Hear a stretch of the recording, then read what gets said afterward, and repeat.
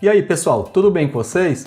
Meu nome é Renato e hoje a gente vai aprender a definir a quantidade de circuitos que devemos ter em uma instalação elétrica residencial e qual quadro de distribuição deve ser comprado para esses circuitos. Mas antes disso pessoal, se é a sua primeira vez aqui no canal, seja muito bem-vindo então. Toda semana a gente posta vídeos novos com conteúdo de valor para ajudar cada vez mais vocês. Então já se inscreve no canal e ativa o sininho das notificações para vocês não perderem os nossos conteúdos. Já deixa o like também se você gostou da ideia desse vídeo. Para que possamos dimensionar o tamanho e a quantidade de módulos que deve ter um quadro de distribuição de cargas, devemos primeiramente saber quantos circuitos haverá nesse QDC. E essa quantidade de circuitos vai depender de alguns fatores, como por exemplo a potência instalada, a potência unitária de cada carga, critérios para a distribuição dos pontos elétricos na instalação, espaços reservas para futuras ampliações, entre outros. Então assiste esse vídeo até o final que vamos conhecer esses critérios e muito mais. E tudo isso seguindo as recomendações da NBR 5410. Vamos pegar como exemplo a planta baixa de uma residência para definirmos a quantidade de circuitos que teremos no quadro de distribuição de carga de uma instalação elétrica. A nossa residência modelo, ela possui uma cozinha, uma sala, um banheiro, 2 quartos e um corredor. E as dimensões de cada ambiente está representado conforme a imagem. E será com essas informações basicamente que iremos definir a quantidade de circuitos do nosso QDC. Vamos começar olhando o item 4.2.5.5 da NBR 5410.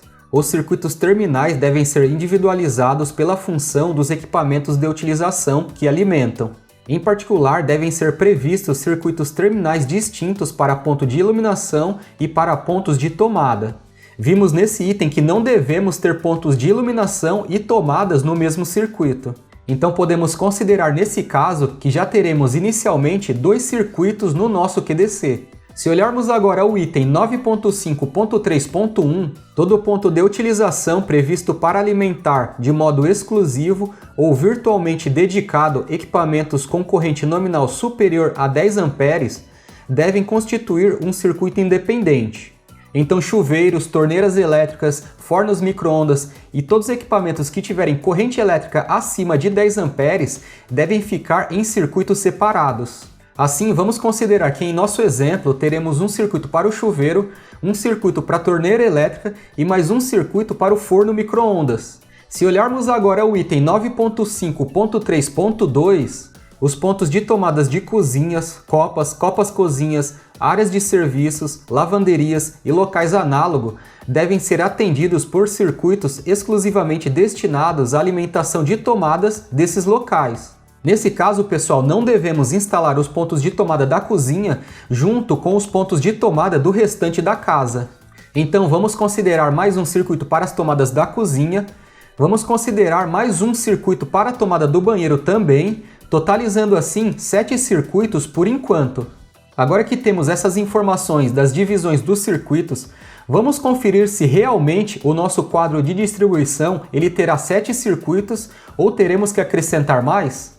Vamos analisar o circuito de iluminação e lembrando que a norma ela não recomenda circuitos comuns acima de 10 amperes. Então vamos verificar se a iluminação total da casa ela pode ficar em apenas um circuito ou teremos que dividir também. No item 9.5.2.1.2 determinaremos a carga de iluminação para cada ambiente. Em cômodos ou dependências com área igual ou inferior a 6 metros quadrados, deve ser prevista uma carga mínima de 100 VA. Em cômodos ou dependências com área superior a 6 metros quadrados, devem ser prevista uma carga mínima de 100 VA para os primeiros 6 metros quadrados, acrescida de 60 VA para cada aumento de 4 metros quadrados inteiros. Sendo assim, vamos ter as seguintes cargas de iluminação para cada ambiente da nossa residência. A sala possui 12 metros quadrados, com isso ela terá 160 VA. A cozinha possui 16 metros quadrados, tendo assim 220 VA. O banheiro possui 5,3 metros quadrados, então ele terá 100 VA. O corredor possui 2,76 metros quadrados, possuindo também 100 VA. Os 2 quartos possuem área de 13,71 metros quadrados, tendo assim 160 VA ambos os ambientes. totalizando assim 900 VA de carga de iluminação para a nossa residência.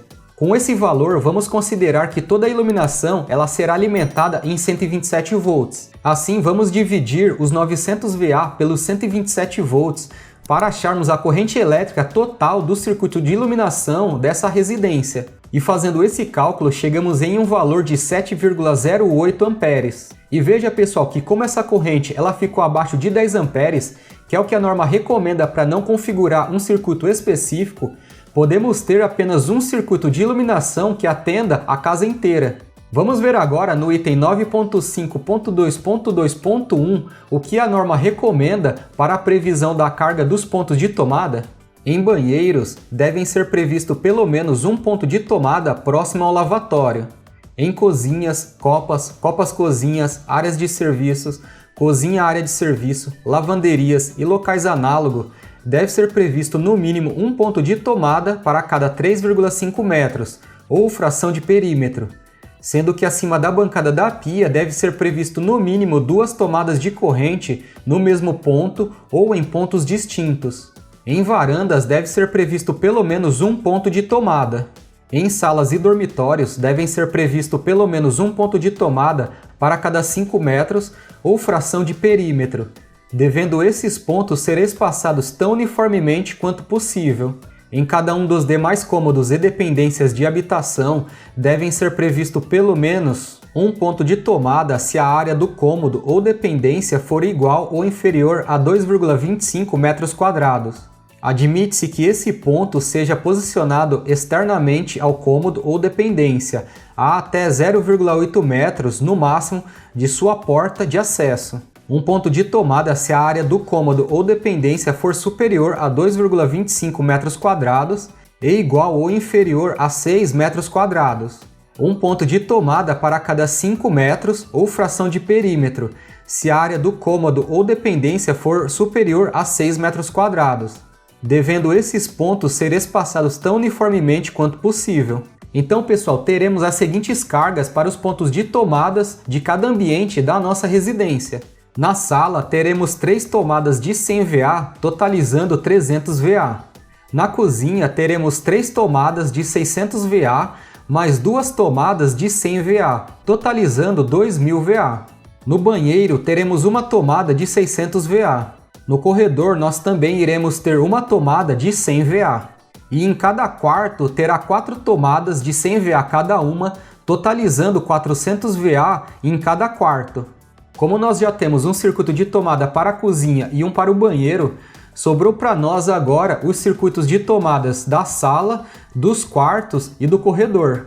Vamos somar as potências e verificar se podemos colocar todos esses pontos no mesmo circuito. Fazendo essa somatória, teremos uma potência de 1.200 VA.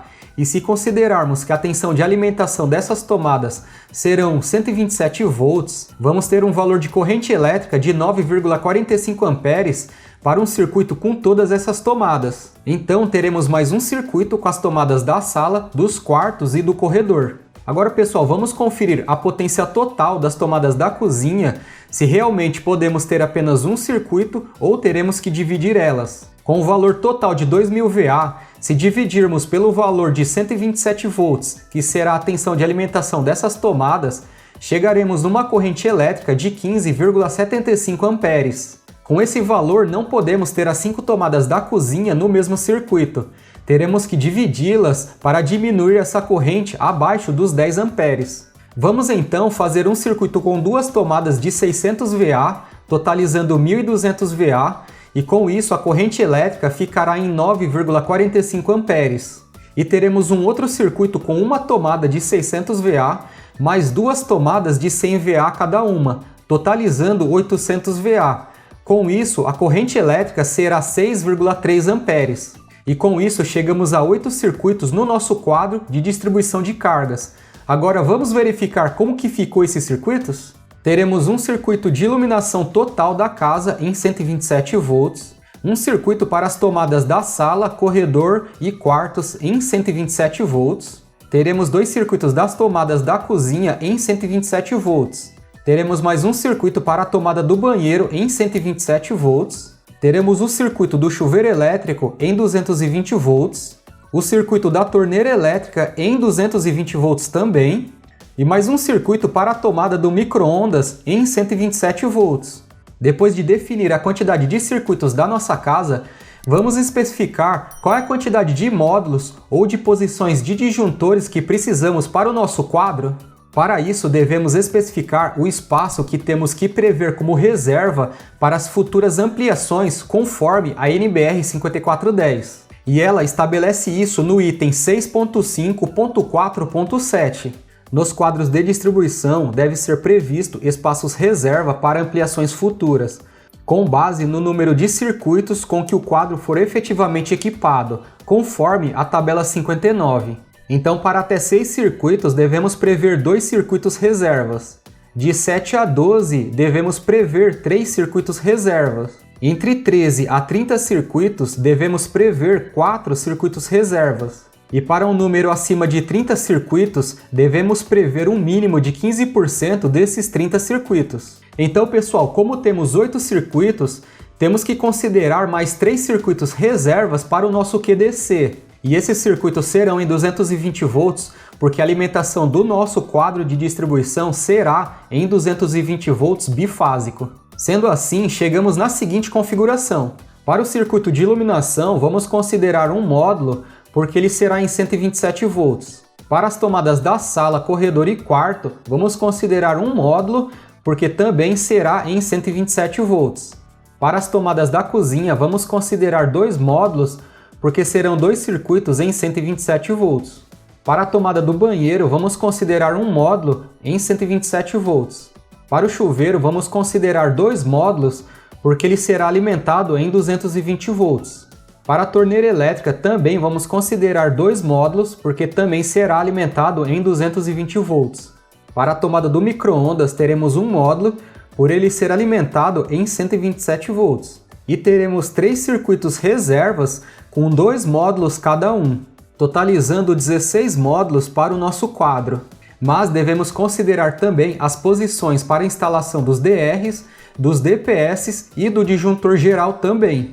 Vamos considerar que teremos 2 DRs, um para o circuito do chuveiro e um para o circuito das tomadas da cozinha, já que se trata de uma área úmida, e mais 2 DPS para as 2 fases da instalação elétrica. O neutro não terá DPS porque eu estou considerando que ele está aterrado no padrão de entrada, e a NBR 5410 ela permite isso, além de um disjuntor bipolar para a entrada do quadro de distribuição. Assim, devemos comprar um quadro com a capacidade para 24 módulos. E assim fizemos toda a especificação da quantidade de circuitos que devemos ter em um quadro de distribuição de cargas de uma instalação elétrica. Seguindo esses conceitos que foram passados nesse vídeo, você consegue definir qual é a quantidade de circuitos que deve ter em uma instalação elétrica residencial e qual é o quadro de distribuição de cargas que você deve comprar. Então, pessoal, eu espero que vocês tenham gostado do que foi passado aqui. Espero que vocês tenham aprendido um pouco mais como fazer essa definição da quantidade de circuitos que deve ter em um quadro de distribuição de cargas